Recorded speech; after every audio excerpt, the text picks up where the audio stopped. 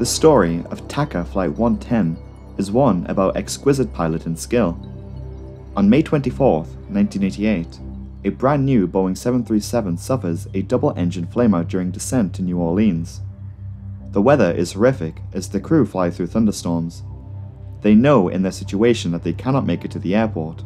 In order to get their passengers to safety, the crew of Flight 110 need to get their plane on the ground somehow, or face ditching it in the water.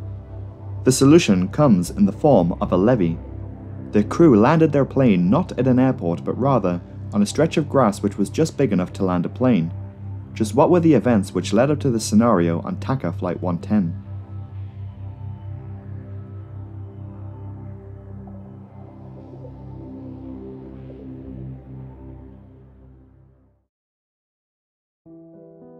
The El Salvador-based airline Transportes Aéreos del Continente Americano, or TACA for short, was based out of the El Salvador capital of San Salvador. In the 1980s, this airline had been acquiring a number of Boeing 737s into their fleet. In 1984, the newest variant of this popular plane arrived on the aviation market. The Boeing 737-300 quickly became one of the most widely flown planes ever built. The new plane boasted new engines, modern avionics, and a sophisticated weather radar. The Boeing 737-300 registered as November 75356 was delivered to TACA on May 10th of 1988, 2 weeks before the instant flight. The plane was brand new. On May 24th, 1988, the plane would make a journey between San Salvador and New Orleans with a stopover in Belize City. Even though the Boeing 737 is operated by a two-person crew, on this flight there were 3 pilots on board. Captain Carlos Dardano had been a pilot for most of his life. He was lucky enough to be born into a family of pilots. He had accumulated over 13,000 flight hours by the time he was just 29 years old at the time of the incident. Captain Dardano has had experience flying a variety of different aircraft. Earlier in his career, while flying for an air taxi company, he sustained an injury and effectively lost the use of one of his eyes. This was a result of being caught in a crossfire between militia groups, as a civil war had been ongoing during this time. Carlos Dardano had managed to keep flying, where he eventually landed a job at TACA Airlines. The first officer on this flight was Dionisio Lopez. Lopez, up till this point, had accumulated 12,000 flying hours. The 2 flight crew members are also supported by a second captain on board. Captain Arturo Soli was the captain instructor, and his role on this flight was to monitor the performance of this brand new plane. Just the day prior, a new battery had also been fitted on the plane. The first leg of the journey to Belize City was totally uneventful. As routine, the plane landed, picked up more passengers, and took off again, this time heading north to the United States. Stormy weather in the American South is not uncommon during this time of the year. The climate here is prone to severe thunderstorms from time to time. To aid in their navigation in the bumpy weather, the new Boeing 737 is equipped with a state-of-the-art onboard weather radar, which is built into the pilot's primary flight navigation screen. Once turned on, this radar can give pilots a rough idea of what kind of storm lays ahead. Green radar returns indicate mild stormy weather, while yellow and red indicates more severe storms. Areas on the display which are black usually indicate a region of air with no stormy conditions. These are the areas that pilots look out for in the case of deviating around storms. In some circumstances with this kind of weather radar, a phenomenon known as radar shadow can occur. This is where the storm, when trying to be displayed on the weather radar, is so intense it can be shown as black. This can catch pilots off guard, resulting in a crew unintentionally flying into intense thunderstorms. TACA Flight 110 had been cruising at 35,000 feet. The flight again had been uneventful thus far. There are 38 passengers on board, along with 7 crew members for a total of 45 people on the plane. To begin their approach into New Orleans, the plane must leave 35,000 feet and begin the descent into the cloudy weather below. Turbulence begins to mount as the plane encounters the stormy conditions, and the plane's engines were reduced to a lower power setting for the descent. While passing through the clouds, the plane encounters severe rainfall. The rain then soon turns to hail, which begins to batter the outside skin of the plane. Captain Dardano going on record to say he was worried about scratching the brand new paint on the company's new plane. While passing through 16,000 feet, what was supposed to be a routine approach suddenly takes an interesting turn. There was a 30-second period where TACA Flight 110 encountered extreme hail precipitation. During this, near simultaneously, both of the Boeing 737's engines fail, resulting in a total loss of power on board the plane. The reason for the engines failing was because of the massive amount of water and hail ingested into the engines. The heavy rainfall followed by the 30 seconds or so of heavy hail had caused the engines to flame out on the lower power setting during the descent. Hail, in comparison to rain, is much more effective at entering the engines as it can bypass the fan blades much easier than water and rain. According to the Federal Aviation Administration, engine inlets are intended to diffuse the airflow into the engines at high speed, slowing the incoming air to align with the fan blades. Because hail is a solid unlike water or rain, it is not influenced by these diffusion effects as it behaves more like a ballistic object. This can allow the hail to bypass the engine fan blades straight into the inside of the engine. Depending on the speed at which the fan blades are spinning, it is possible for a higher concentration of hail to be ingested than rain or water. A large amount of rain and hail ingested into a plane's engine has resulted in disaster in the American South before. In 1977, a DC-9 had to make a forced landing on a country road in Georgia after both of the plane's engines had failed due to a large ingestion of rain and hail. The crash landing resulted in the deaths of 72 people.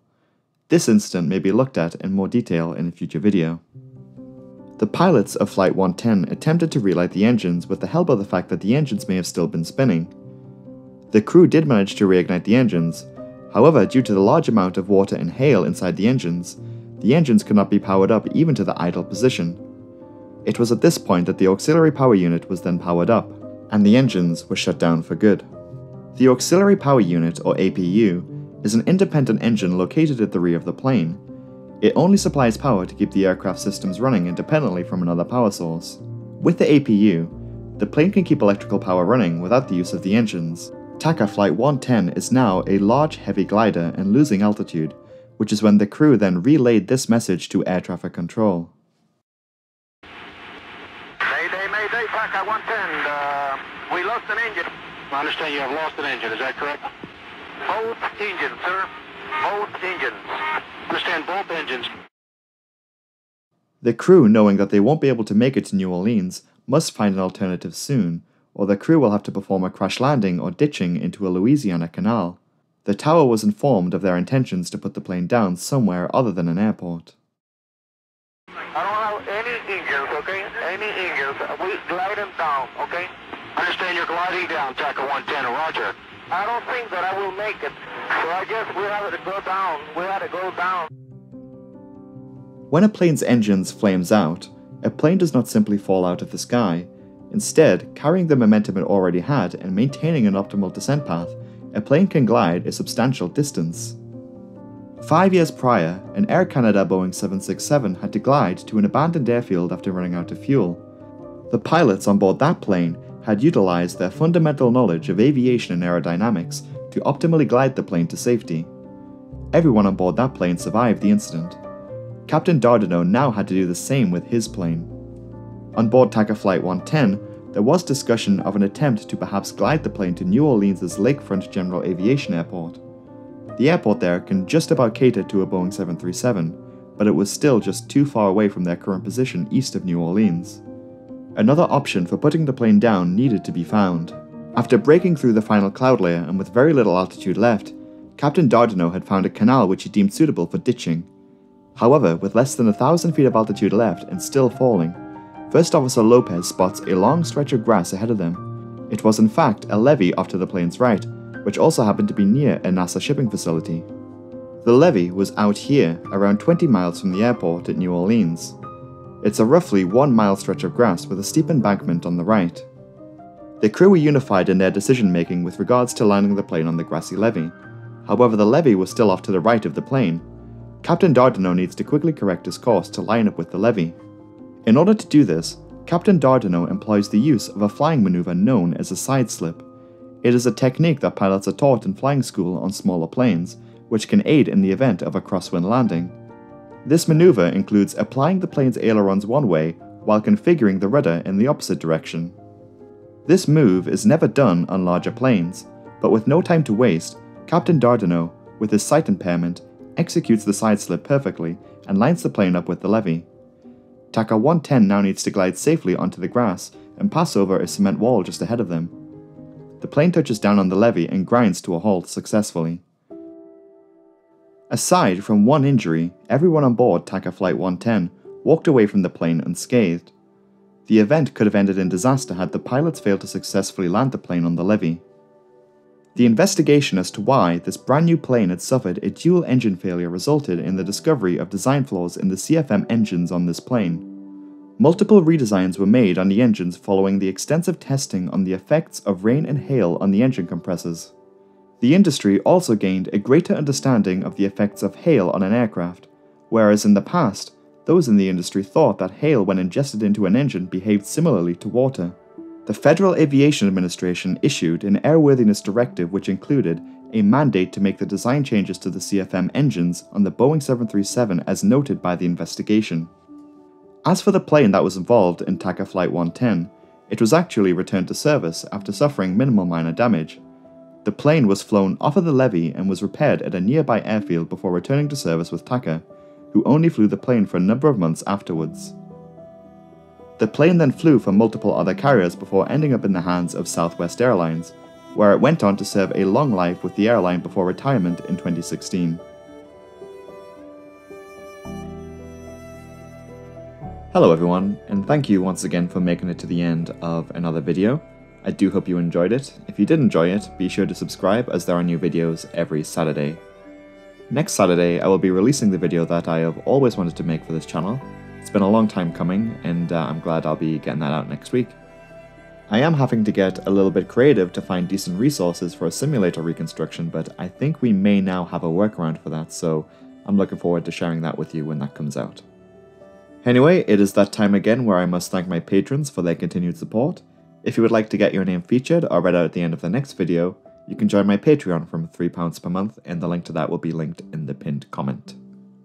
A thank you to my £5 patrons, Aidan Montgomery, Hector Palmatellas, Jacopo, KTP123, Ken Zachman, Christy, Marie Innes, and Pacman7.